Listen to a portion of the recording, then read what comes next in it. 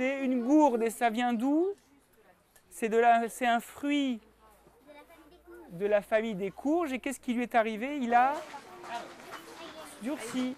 David est cougourdonnier, il travaille avec des calebasses donc et propose à l'occasion de ces journées du potager de partager sa passion.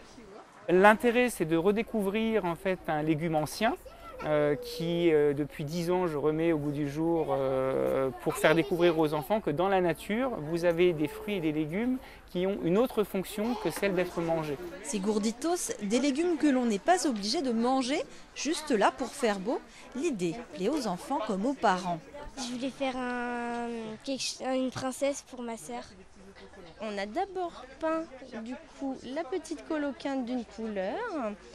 On a choisi un peu le thème, donc princesse évidemment. Et puis après on a rajouté les yeux, les bras et pour finir la décoration.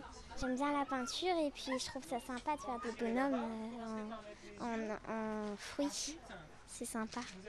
Tu sais où tu vas la mettre la princesse ensuite? Dans ma chambre. Et qui dit jardin dit herbe fraîche aussi. Dans cet atelier excite les infusions en avant la préparation et la dégustation de sirop et de bonbons. Et la formule 100% naturelle a déjà du succès.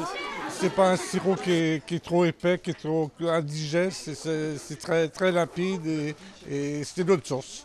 Pour des bonbons, ça paraît sain pour une fois.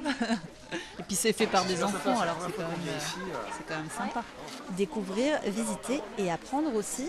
Pendant 2 jours, les chalands pourront faire leur marché et demander conseil aux jardiniers du château, une véritable aubaine. Je crois que c'est des légumes récoltés ici et qui mettent à disposition et on donne ce qu'on veut. Vous en pensez quoi? Que c'est très bien. Mon seul problème, c'est de savoir si c'est bio ou pas bio. Alors ici c'est bio. Oui, il nous pose un petit peu de questions, donc déjà un petit peu de questions sur le jardin, sur la façon de faire des légumes et des fruits. Et après, il nous pose des questions sur comment on cuisine un petit peu les potirons, potimarrons, les pochons spaghettis. Le rendez-vous est convivial et le week-end est annoncé ensoleillé. De quoi faire venir de nombreux visiteurs. L'an passé, 4000 avaient fait le déplacement.